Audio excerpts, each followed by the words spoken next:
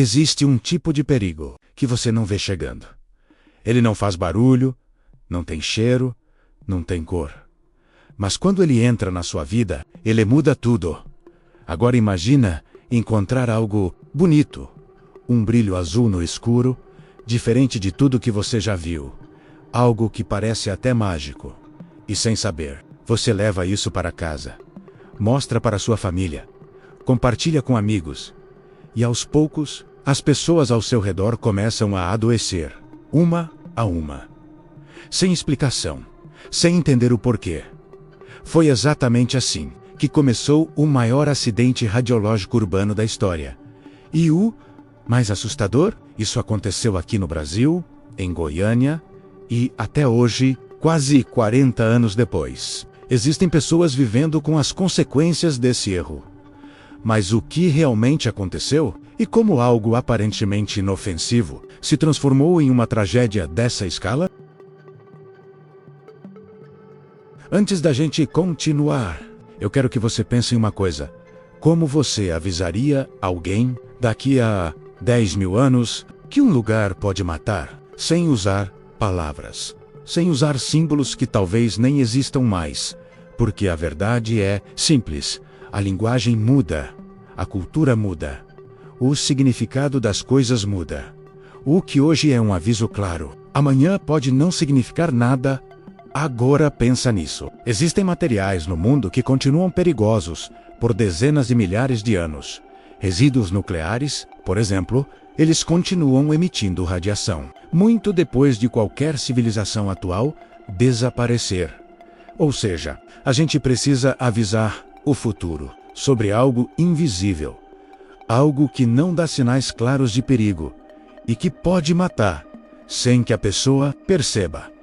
Existem ideias para isso. Algumas bem estranhas, como criar paisagens assustadoras, cheias de estruturas pontiagudas, um ambiente que naturalmente afasta qualquer um. Outras sugerem criar mitos, histórias que sejam passadas de geração em geração.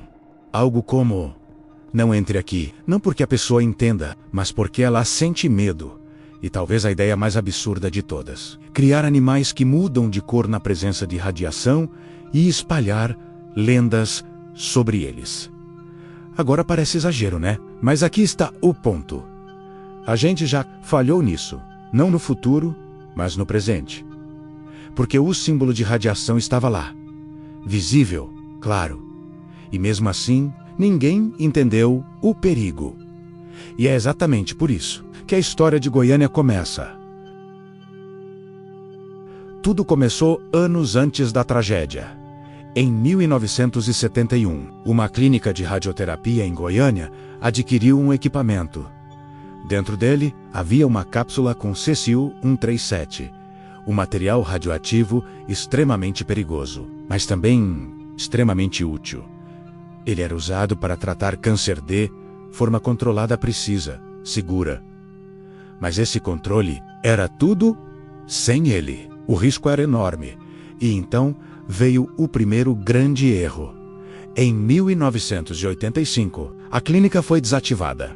O equipamento deveria ter sido recolhido, desmontado e devolvido para as autoridades responsáveis. Mas isso não aconteceu. Ele foi abandonado, esquecido dentro de um prédio parcialmente demolido. Um lugar sem vigilância, sem controle, sem qualquer tipo de proteção. E dentro daquele prédio existia uma cápsula capaz de contaminar milhares de pessoas. 2 anos depois, em setembro de 1987, 2 homens entram naquele prédio, catadores de sucata. Eles estavam procurando algo simples: dinheiro. Qualquer coisa que pudesse ser vendida, e então eles encontram o equipamento pesado, metálico, diferente. Parecia valioso. Eles não sabiam, mas naquele momento a tragédia já tinha começado. Eles levaram o equipamento sem proteção, sem conhecimento, sem ideia do que estavam carregando. Depois de várias tentativas de abrir o equipamento, eles acabam vendendo para um ferro velho. E é ali que tudo muda porque em uma noite, o dono do ferrovalha percebe algo estranho. Um brilho. Azul. Fraco, mas impossível de ignorar. Aquilo não parecia normal, mas também não parecia perigoso. Parecia bonito e a curiosidade. Falou mais alto. Bloco 4 menos o erro irreversível quando a cápsula finalmente é aberta. Eles encontram um pó fino. Ponto B, R. Lantanquas. Hipnotizante, Erahu, Ceci, 137. E ali, Sen, Saver. Eles liberaram um dos materiais mais perigosos que poderiam ter contato, direto com o ser humano. E aqui está o detalhe mais assustador. Corpo humano absorve esse material, como se fosse algo natural. Ele entra no organismo e se espalha. Silenciosamente. O pó azul virou curiosidade. As pessoas começaram a levar para casa, mostrar para a família, compartilhar com vizinhos. Era bonito demais para ignorar, mas invisível demais para ser temido. E assim, sem perceber, uma cidade inteira começou a ser contaminada. Entre todas as vítimas, uma história ficou marcada. Uma criança, 6 anos de idade, ela viu aquele pó e achou lindo. Brincou com ele, passou no corpo, no rosto, como se fosse maquiagem. Depois, comeu, sem lavar as mãos. E naquele momento, o acidente deixou de ser um erro e virou uma tragédia inevitável. Os primeiros sinais começaram a aparecer: náusea, vômito, fraqueza. Depois, feridas na pele, queimaduras internas, o corpo começando a falhar. E mesmo assim, ninguém sabia o que estava acontecendo. Parecia uma doença comum.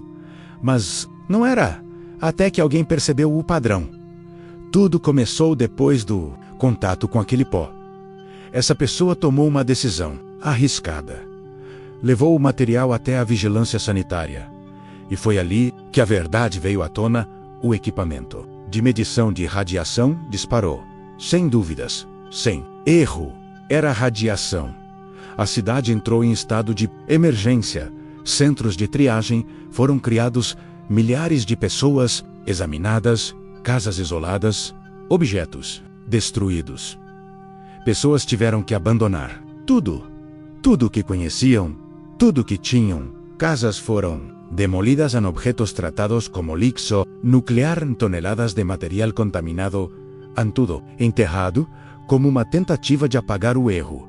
Os casos mais graves foram isolados, tratamentos intensos, procedimentos extremos. Mas nem todos sobreviveram. E aqueles que sobreviveram nunca mais foram os mesmos. As sequelas não eram só físicas, eram sociais, psicológicas. As vítimas passaram a ser evitadas, rejeitadas, tratadas como perigo, mesmo sem oferecer risco. Houve julgamentos, mas as consequências foram pequenas. E até hoje, existem pessoas lutando por reconhecimento. E no fim, tudo isso começou com algo simples. Um erro, um abandono, um aviso que ninguém entendeu. E isso deixa uma pergunta. Se a gente falhou em entender o perigo hoje, o que garante que o futuro vai entender? Se esse vídeo te fez pensar, já deixa o like, se inscreve no canal para mais histórias como essa. E me conta aqui nos comentários. Você já conhecia esse caso? E você acha que algo assim poderia acontecer de novo? Se quiser continuar assistindo, tem um vídeo aqui do lado que vai te prender do começo ao fim. A gente se vê no próximo.